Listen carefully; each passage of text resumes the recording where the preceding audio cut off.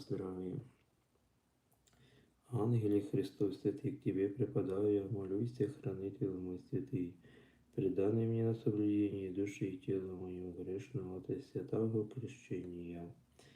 Аз же в своей лености и своим злым обычаем, прогневах Твою пречистую светлость, и отгнав Тебя от себе всеми стыдными делами, лжами, клеветами, завистью, осуждением, презорством, непокорством, братоненавидением, злопомнением, сребролюбием, прелюбодеянием, яростью, скупостью, обидением, бессытостью и упивством, многоголовлением, злыми помыслами лукавыми, гордым обычаем, блудным возмешением и самохотением на всякое плоское вожделение, злы мои произволения уже и скот и бессловесен не творят.